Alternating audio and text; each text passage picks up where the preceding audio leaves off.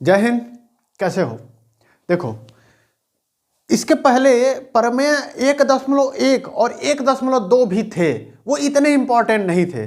लेकिन प्रमेय 1.3 जो है ये थोड़ा सा इंपॉर्टेंट है। ठीक है, इसको जानना जरूरी है, इसलिए हम यहां पे आपको ये वाला प्रमेय बता देते हैं। देखो क्या कह रहा है प्रमेय में, कह रहा है मान लीजिए p एक अभाज्य संख्या है, यदि p a स्क्वायर को विभाजित कर सकता है, ठीक है, तो इसका मतलब क्या हो जाएगा, p a को भी विभाजित करेगा।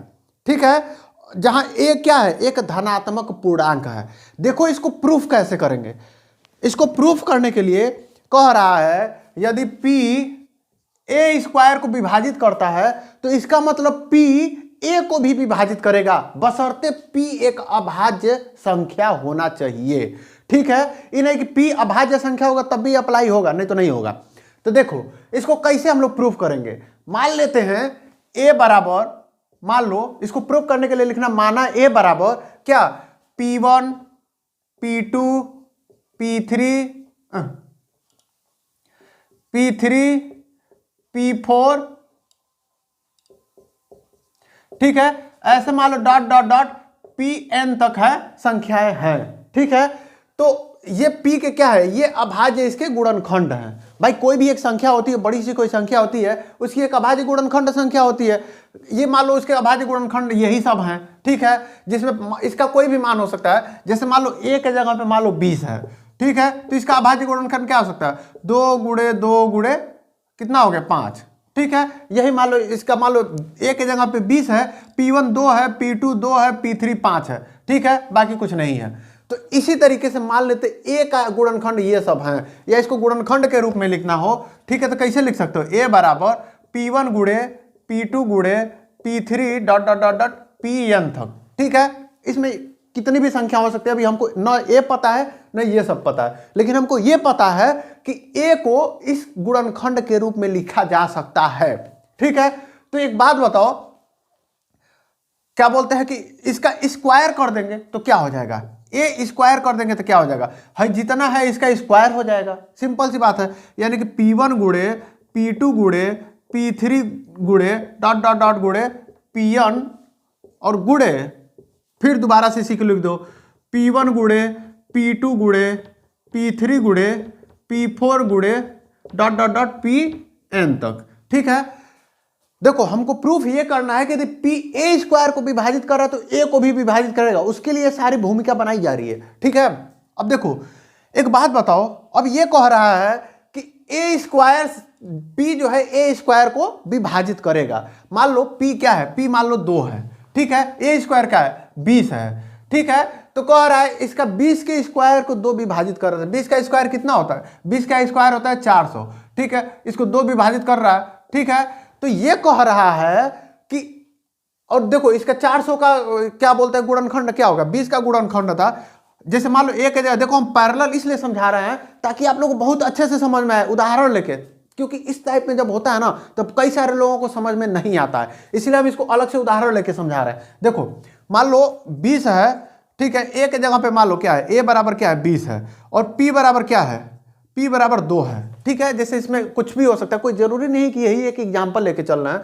ठीक है, समझ लो। अब क्या है, जैसे हम a बराबर समथिंग लिखे हैं तो यहाँ a बराबर क्या लिख सकते हो, a बराबर लिख सकते हो 2 गुणे 2 गुणे 5। ठीक है, तो ये कहा जा रहा है जो p जो a स्क्वायर है, यानी कि a स्क्वायर क्या हो जाएगा, 2 गुणे 2 गुणे 5, एक कोष्टक में 2 गुणे 2 गुणे 5, दूसरे कोष्टक में कह रहा है ये जो a स्क्वायर है, यानी जो 20 का स्क्वायर है। ठीक है, 20 का स्क्वायर किससे, 2 से विभाजित है भी, दिख भी रहा है।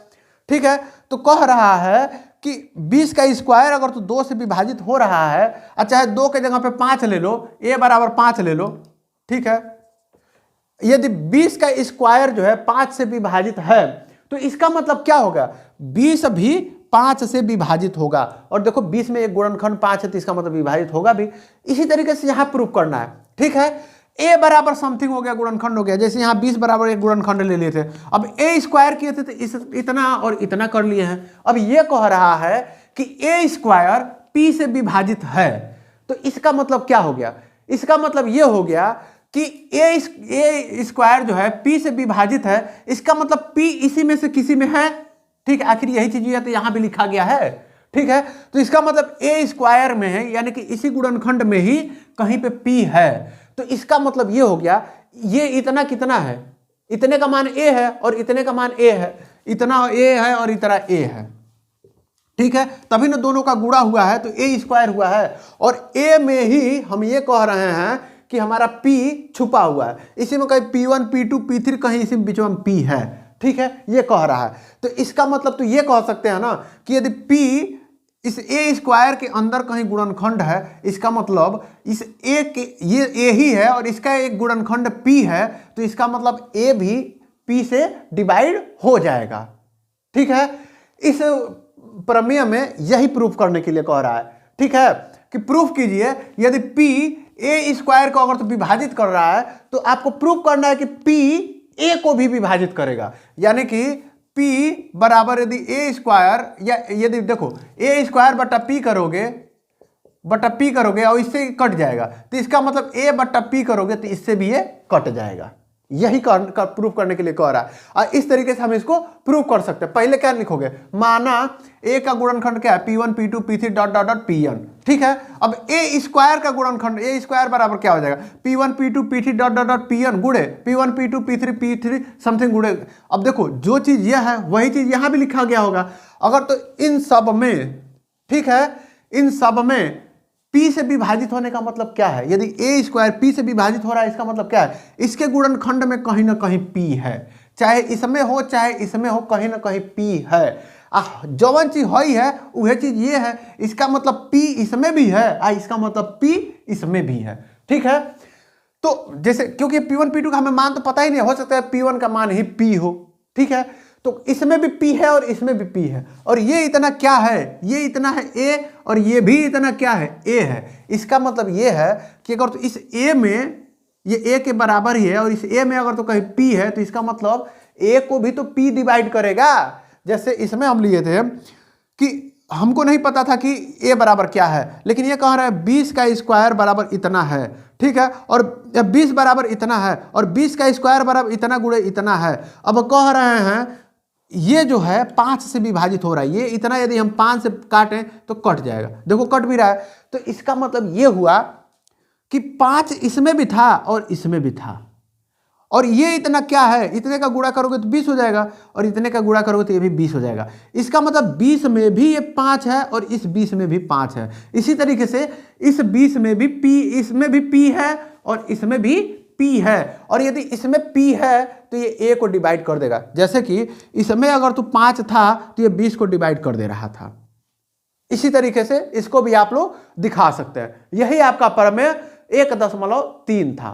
ठीक है, उम्मीद है कि आपको बहुत अच्छे से समझ में आया होगा। हमने इसको उदाहरण से लेके हर तरीके से आपको समझाने का प्रयास किया है। अब मिलते हैं क्या बोलते हैं प्रमेय 1.4 में, तब तक के लिए जय हिंद।